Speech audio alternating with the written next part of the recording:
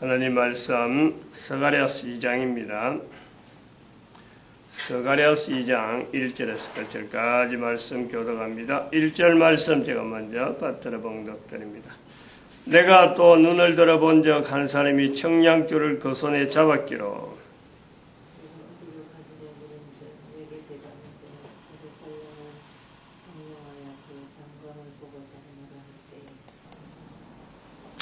스가랴서 2장에서 우리가 하나님의 진노에 대한 이 표현에 대해서 좀 더 구체적으로 우리가 묵상하는 과정을 가지고 있습니다. 하나님의 진노라고 하는 표현이 성경에 있습니다. 그런데 우리가 하나님의 진노에 대한 이 의미를 성경에 있는 의미인데 이것을 받아들이는 우리가 내가 다른 사람 앞에 진노할 때 또 한편 내가 나에게 노할 때 화를 낼 때 화내는 거하고 관계된단 말이죠. 내가 화를 내는 거. 즉 사람이 화를 낸다. 또 뭐 사람이 화를 내는 게 아니고 어떤 짐승도 이렇게 공격적으로 한 짐승이 다른 짐승에게 이렇게 공격을 할 때 화를 낸다 이러죠. 화를 화가 나서 저렇게 한다. 이렇게 표현하는 거예요. 그 짐승이 화가 난지 안 난지는 우리가 모르는 거예요. 그런데 사람이 짐승에게 사람이 가지고 있는 표현으로 전달하기 위해서 화를 낸다. 화가 나니까 저래한다. 이러죠. 새들이 노래한다. 새가 운다. 비가 오는데 주룩주룩 온다. 요즘 개콘에서 언제쯤 오니까 비가 물이 떨어지 물방울이 떨어지는데 뭐 잘 떨어지는 게 맞느냐? 이런 내용 마을에 표현하는데 우리 사람이 표현하는 표현 중에서 어태어가 있고 어성어가 있는 거예요. 행동을 나타낸다, 소리를 나타낸다 할 때 그 소리가 예를 들어서 대한민국 사람들은 강아지가 짖는다, 개가 짖는다, 뭐 이럴 때 멍멍 짖는다, 멍멍 어성어, 이런 소리를 전달할 때 어성어를 멍멍 짖는다 하는데 영어는 멍멍이 아니에요. 영국 사람, 영어를 쓰는 사람들은 와우 그러잖아. W-O-W. 이게 우리가 볼 때 멍멍. 그 사람들은 와우. 이게 어성어라. 어성어를 표현하는 사람들이 피착 안에 알아듣는 내용으로 이게 그 범위 안에서 쓰는 거예요. 그러면 사람이 가지고 있는 감정을 가지고 하나님의 하시는 일을 나타내는데 짐승들은 자기를 썩낸다 그래도 성이 나서 짐승이 성이 나서 확대를 내가지고 그래서 사람을 공격한다, 성이 났다 라고 해도요, 짐승은 사람에게 왜 나를 하여금 썩났다라는 말을 하느냐, 나는 지금 썩난 게 아니야 라고 항의를 하지 않아요. 아무 말 안 해요. 그냥 사람이 표현한 대로 그냥 지 할 일을 하는 거예요. 뭐라고 표현하든지, 사람이 뭐라고 표현하든지 자기의 하나님이 지으신 어떤 행동으로 반응하는 거죠. 사람이 말하면 관계없어요. 근데 사람이 통하려고 하는 하나님에 대한 내용을 이야기할 때 역시 이것도 사람이 알고 있는 단어 안에서, 사람들이 통용되는 단어 안에서 표현하고 있는 거란 말이에요. 그 표현하고 있는 중에서 하나님의 진노라는 표현은 어디에서 나왔을까 하는 것은 노아 홍수의 사건에서 우리가 유출할 수 있고 그것이 표면적으로 드러났다.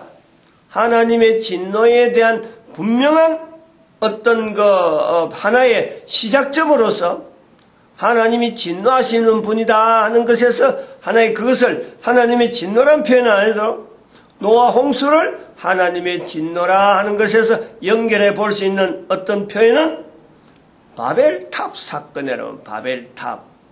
바벨탑을 지을 때 하는 말이 지면에서 흩어짐을 면하자라는 거예요. 바벨탑을 지어서 지면에서 흩어짐을 면하자라. 즉 하나님을 만나서 하나님을 뵙고 하는 건 하나님을 대항한다는 거죠. 그게 하나님까지 이르자 대항하겠다는 거예요. 그러면서 흩어짐을 면하자 노아 홍수에 대한 분명한 반대적인 어떤 표현을 하고 있는 거예요. 흩어짐을 면하자. 흩어지면 죽는다. 흩어지면 개인이 흩어지면 죽는다. 그럼 노아 홍수처럼 물로서는 멸하지 않는다 하지만 이제는 흩어지면 죽는 거다. 즉 노아 홍수는 하나님의 인간을 어떤 진노하는 행색에서 나온다는 것에서 추정이 되어지는 거예요. 그 뒤에 나오는 이제는 이스라엘의 역사를 쭉 이스라엘의 기록을 그 행동을 보면은 하나님 앞에서 이스라엘 백성들이 출애굽을 하는 과정에서 차별을 하는 거예요. 하나님의 진노가 있느냐?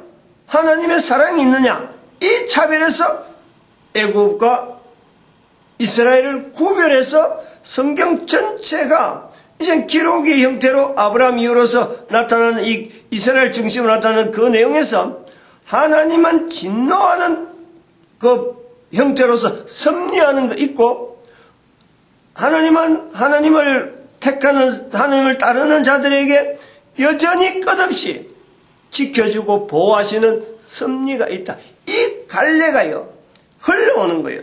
이 흐름이 그러면서 나오는 것이 하나님에 대해서 반대하고 하나님에 대해서 거부하는 어떤 하나님에 대해서는 하나님의 진노라는 내용을 다른 쪽으로 여타가 그것도 나중에 이스라엘에게도 하나님의 진노가 임할 수 있다 하는 것에서 이사야 선지자라고 하는 어떤 분명한 선지가 그 큰 분량을 남긴 그 내용 안에 그런 표현이 공공연히 나오는 거죠. 그 선지자를 통해서 제사장 제도를 통해서 성전 제도를 하면은 하나님의 진노가 짐승들에게만 쏟아버리고 인간들에게는 대신적으로 살아남는다 하는 제도로 남아있는가 하면은 하나님의 진노가 직접 이스라엘에 임한다 하는 것이 이사야를 통해서 나타나는 어떤 선지자적인 자리를 분명히 하는 이 요소에서 진노가 이스라엘에도 있다. 이게 갈라진단 말이에요. 적용하는 거예요. 이제. 우리도 진노를 당할 수 있다. 이렇게 되어지는. 그러니까 이게 하나님의 진노가 핫게스라든지 이런 데 올 때는 이스라엘에게도 보편적으로 적용하는 거예요. 우리가 진노 중에 있어서 바벨론에 갔다. 이런 거예요. 그리고 나중에 성경을 떠나서 신구약 성경 기록의 내용을 다 떠나서 결국에는 AD 70년에 있었던 예루살렘 멸망을 통해서 성경을 바라보는 성경을 읽게 되는 전 인류는 하나님 앞에서 이스라엘이 진노 중에 있다. 이렇게 본 거 아니에요. 1948년 사건까지 이르기까지 또 1948년 이르더라도 여전히 이스라엘이라는 분명히 나라가 국가가 세워졌음에도 불구하고 모든 인류는 하나님의 진노 중에 이스라엘은 있다. 여기서 떠나지 못하는 거예요. 그것이 2012년에 이르러서 대한민국에 있는 목사 한 사람을 통해서 하나님의 진노가 아니다. 이스라엘에 걸어가는 걸음은 하나님의 진노가 아니다. 하는 것에서 지금 방향을 틀은 거 아니에요. 그 뚝을 그걸 막은 거예요. 하나님의 진노라는 이 표현에 대해서 분명히 우리는 다르게 표현해야 된다. 이스라엘의 역사에서 하나님의 진노로 볼 것이 아니라 나라 이런 이스라엘 백성의 2000년 역사는 예수님의 또 하나의 십자가일 수가 있다.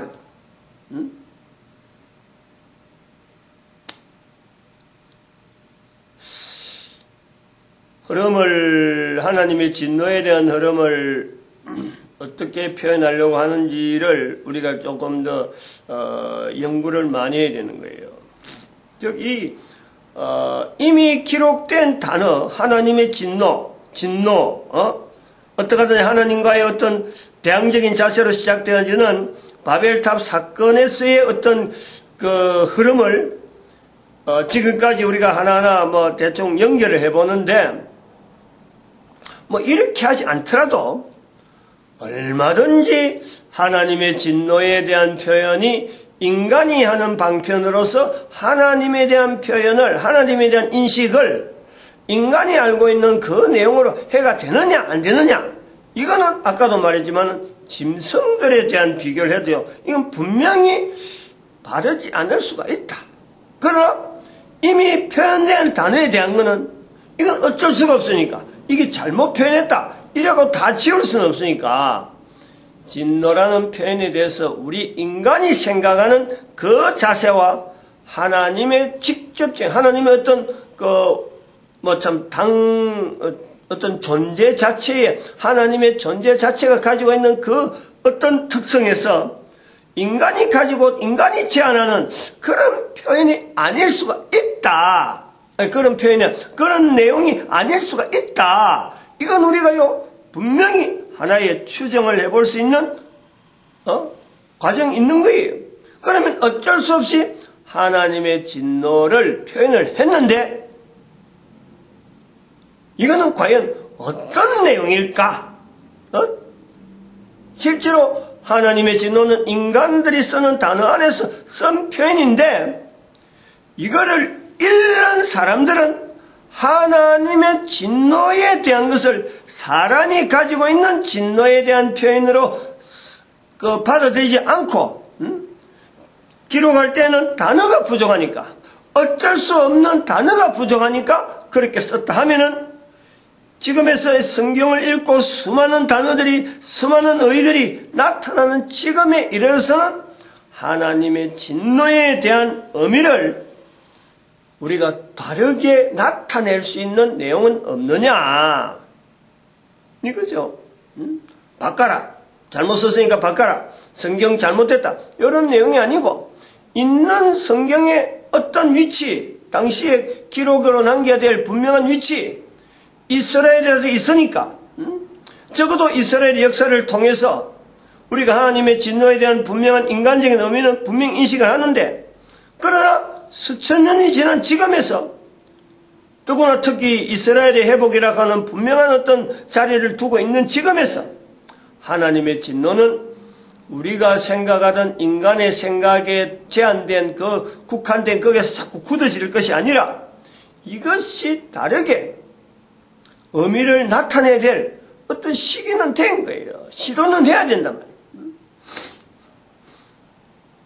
그래서 이런 하나의 예화를 한번 들라 그래요. 예를 제 나름대로 이제 생각을 이렇게 몇 가지 했는데, 어떤 것이 있느냐면, 우리가 우는 거 있잖아요. 사람들이 우는 거. 그냥 뭐 표현할 때, 개인이 울 때 엉엉 울 수도 있죠. 엉엉. 뭐 그냥 운다. 일반적으로 엉엉 운다 하면 뭐 그냥 펑펑 운다 하는 거게 되고,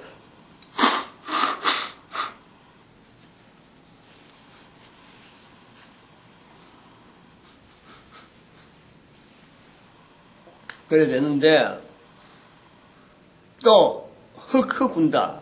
운다 할 때, 흑흑 운다. 또 여자들이 우는 거, 애들이 우는 거 엉엉 울고, 뭐 참 남자들이 우는 거 흐느낀다. 여자들은 흐느낀다 할 수 있지만, 뭐 남자들은 뭐 거의 운다라는 표현을 잘 안 쓰는데, 이런 단어에서 나타나는, 우리가 울 때에 나타나는 그 분위기, 막 그냥 막 펑펑 울 수도 있고, 할 때 우리가 한 사람 한 사람의 한 개인이 얼마든지 그 느낌을요, 우리가 다 가질 수 있는 거예요. 아, 엉엉운다 하는 것은 나에게도 있을 수 있고, 또 허걱운다, 아, 그건 나에게도 있을 수 있다. 느낀데 차이가 있는 거예요. 응? 그런데 이 차이가 우리가 우는 중에서 그냥 운다, 뭐 아파서 울고 뭔가 괴로워서 울고 하는 거 있는데 그 중에서 억울해서 우는 게 있어요. 억울해서. 억울해서 우는 거는 이거는 보통 우는 거하고 달라요. 억울해서 우는데 헉헉 엉엉 훌쩍훌쩍 아니에요. 억울해서 우는 거는요, 숨이 넘어가죠. 숨이 하잖아. 이 경험해본 사람 있잖아요. 너무 이건 뭐 현장하고 너무 자기가 참 뭐 슬프긴 슬픈데 슬픈 표현을 나타낸 정도가 아니에요. 이거는 말이 안 나오는 거예요. 숨이 막히는 거예요. 어떻게 이럴 수가 있을까 하는 거죠.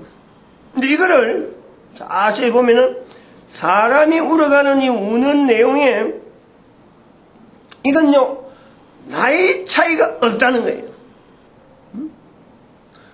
어릴 때나 나이 들었을 때나 노인이 됐으라도 남자 여자의 어떤 관계성에서 우는 내용에 조금 차이는 있다 하더라도 자기가 우는 것에 대해 울어야 될 어떤 내용에 대해서 이것을 차이를 두고 억울해서 운다? 좀 너무 기뻐도 우는 수가 있지만은 그래서 어떤 때는 펑펑 운다 하는 이것에 나이가 차이가 없어. 나이가 억울하면 다들 어린애나 어른애나 간에 숨이 넘어가는 거예요. 억울해서 우는 거는 다 똑같아. 그럼 우리가 한번 생각해 보는 거예요.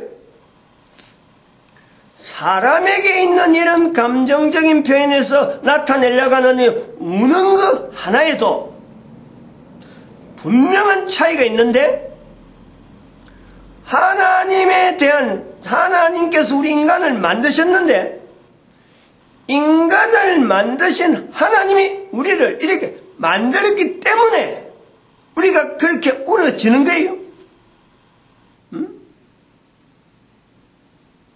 그러면은 하나님의 그 섭리 가운데 우리가 만들어져서 이렇게 우는 것에 대해서 다양한 표현을 하는데, 만드신 하나님께서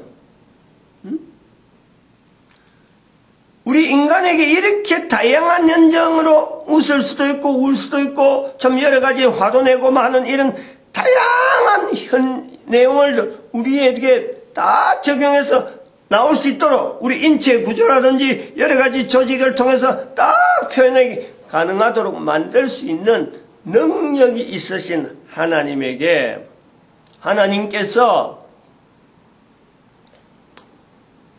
사람에 대해서 하나님의 사랑을 나타내는 그 내용의 깊이가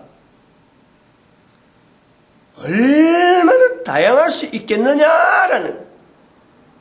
하나님이 인간을 어떤 사랑하는, 인간을 어떻게 하는지 참 어떻게 바르게 한다 그러냐요. 좋은 대로 인간이 살아가는 조건을 어떻게 하든지 좋은 조건으로 만들어가는, 개인 한 사람에게도 적용하는 그런 어떤 섭리를 나타내게 분명한 어떤 그 이유가 있는데, 그 과정에 개인 한 사람에게 나타난 인생 동안에, 일생 동안에 개인 한 사람이 하나님에게서 그 받아 누리는 그 은혜의 그 양, 그것을 하나님의 사랑에서 우리가 표현한다면은 그 표현 나타내고자 하는, 하나님이 우리에게 접근하고자 하는 그것이요, 똑같이 일률적으로 딱 이 방향, 한 방향만 갖고 계속해서 한 사람 한 사람의 하나만 가지고, 하나의 어떤 내용을 가지고 접근하겠느냐 한번 생각을 해볼 수가 있죠. 이 의미에서 우리가 하나님의 진노라고 하는 이 표현에, 이게 반대편에서 보는 하나님의 진노가 아닌 하나님의 어떤 지극한 사랑, 하나님의 어떤 지극한 어떤 보살핌, 그 어떤 표현의 방편이 하나님의 진노라는 것에서 나타날 수 있다는 거예요. 그러니까 진노라는 말 자체를 없애지 않고 내 개인이 가지고 있는 다양한 어떤 표현의 능력, 내 개인이 가지고 있는 다양한 어떤 글을 배워서가 아니고 어디 누구하고 어떤 토론해갖고 어떤 답을 얻어서 그런 게 아니고 자기 개인이 하나 살아가는데 가장 기본적인 화를 내는 것도 있고 웃을 수도 있고 엉엉 울 때도 있고 억울해서는 이 여러 가지 내용을 다 우리가 생각해 볼 때 이렇게 나를 만드신 하나님께서 하나님이 나를 위해서 내가 살아있는 동안에 나타내는 수많은 섭리 가운데 하나님의 진노라고 이 표현하는 이 내용에 하나님의 이름에 진노라는 말이 들어갔을 적에 하나님의 그 어떤 성어에 하나님의 어떤 개체에 진노라는 단어가 들어갔을 때 이 진노를 나는 내가 화를 내는 것만 적용해서 되겠느냐? 자기 스스로 한번 생각을 해요. 접근을. 인간이 생각하는 진노는 절대 아니다. 어떻게 보면 하나님의 진노는 아까 말했지만 사람의 숨이 끊어져서 넘어갈 정도로 억울한 하나님의 억울한 인간을 사랑했는데 인간이 저렇게 되어지는 것에 대해서 인간의 처지가 너무나 참 하나님께서는 저렇게 살아라고 만드신 건 아닌데 저렇게 살아라고 인간을 이 땅에 보낸 건 아닌데 그렇게 살아가는 것을 볼 수밖에 없는 하나님의 어떤 억울한 숨이 턱턱 넘어가는 그 느낌의 표현이 하나님의 진노에서 우리가 찾을 수 있지 않을까라는 그건 개인에게 맡겨야지 뭐. 이런 자세를 가지고 찾으려고 한다면 우리는 하나님의 진노는 엄청나게 다른 의미로서 일반화되어질 수 있을 것이다 라는 거예요. 지금 너무 일률적으로 아까 말했지만 바벨탑 사건, 이스라엘과 애굽의 관계, 이스라엘의 바벨론 포로, 그 다음에 성전 제사제도에서 짐승에게 넘기는 그 이스라엘 사회의 어떤 고정관념들, 그리고 AD 70년 사건, 지금 이스라엘의 현재 위치, 그리고 개인이 발생된 이런 요소에는요 어마어마한 변화가 있을 수가 있다.